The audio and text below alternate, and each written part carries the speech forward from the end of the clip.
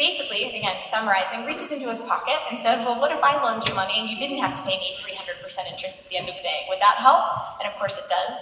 And the rest is sort of microfinance, magical fairy tale history where the Grumming Bank begins and it grows, and today we have thousands and thousands of microfinance institutions based on this idea all over the world. So that was the second thing. He explained to me how sitting down with people and just listening to their stories could actually lead to some really amazing change. And I thought, as this philosophy major, trying to figure out, what are my skills? What do I put on my resume? What do I do? How do I do something that is measurable and useful in the world to alleviate these problems that I care so much about alleviating? This showed me that you can just go start by having conversations with people and being a good listener. So that was really exciting. But third and most importantly, that day Dr. Yunus talked about the poor.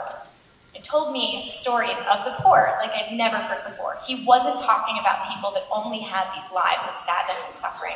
He wasn't asking me to feel bad and feel bad enough that I might respond by giving my money. He was talking about smart, hardworking, strong entrepreneurs who were doing everything right. They just simply didn't have access to this resource that I had had access to my whole life. And that did it for me. So again, I'm not prescribing this, but if you do, let me know how it goes. I quit my job a few weeks later and moved to East Africa to try to do something like what he had done. I wanted to talk to these people that I'd heard about, these poor entrepreneurs myself. So I spent 3 months in Kenya and Uganda and Tanzania hearing stories from goat herders, from seamstresses, from farmers, from people who had small restaurants, all sorts of entrepreneurs in very rural areas who had started businesses with $100. And I heard new stories. I heard new stories of their lives. Stories, again, that weren't just based on these things that were supposed to make me feel bad, but I felt like I could finally tune back into the details, really understand where these individuals were coming from. And one great thing about the stories, they were cliffhangers. They were stories that were on a hopeful trajectory, but they needed the next chapter to be written. And I considered it an honor that I was getting to hear these stories and possibly might be able to contribute to that next chapter. So I became a little obsessed with the stories. I started to write all of them down. At the time, I didn't know Swahili, so I would sit by myself in the villages with my candle and my journal and write. Couldn't hang out really well with people. After that, I had translators that would kind of go home at the end of the day. I'd write down the stories and I would send them to my friends and family. And basically, this dialogue began around, hey, these individuals are fantastic. What happens next? Are you going back to see Jean the seamstress or Joseph the goat herder? Can you let them know how, that I'm thinking of them and maybe even lend them some money for me? And truthfully, I'm taking time explaining this because it was very unclear to me what I was going to do after college, what my path would be. I had these big ideas, this big passion, but I didn't know how to take the first steps. And for me, the first steps of Kiva were being a very good listener, sharing these stories with my friends and family, and finding a very specific, easy way to have them get involved. So I'm going to fast forward a lot now, right to the present. That first round of loans that we did was me with my camera in Uganda. I took pictures of 7 of my friends, wrote down their stories, sat all day at a dial-up connection in an internet cafe on the border of Kenya and Uganda, uploaded this information, spammed my friends and family, said, look, we're not sure yet if this is legal. I know there's the Patriot Act and securities laws and all that stuff, but we think it'll work. What do you say? My friends need $3,000 bucks. And basically overnight, in $25 bits, this money came in, we distributed it, and over the next 6 months, everybody repaid. I thought this proved everything and that we were official and going to be off to the races, so we took the root beta off of the website. And that was our official launch. That was in October of 2005. And as it was reviewed, the last 4.5 years have been rapid growth. The first year, I was in business school at that point in time. I went back and figured I should learn about business. my introduction to the difference between profit and revenue had come from a goat herder, and that was awesome. But I also thought that I should go back to the classroom and try that too. So I did. It's not the way my brain naturally works. I had like 5 tutors for my first 4 classes, but I did it. Anyway, I'm in school, and a month into school, the first 7 people were paid, and so we say we're official. That first year pretty much corresponded with my first year of business school, and that first year of Kiva, we managed to facilitate $500,000 in loans somehow, kind of hanging on for dear life, trying to figure out how to be a real organization. That next year it was $15 million. That third year was around 40. That fourth year we almost nailed 100, but it was a few days later. And then as was said, today it's 135 million, over $1 million a week. We have lenders and entrepreneurs together in 196 countries, so almost everywhere on this planet.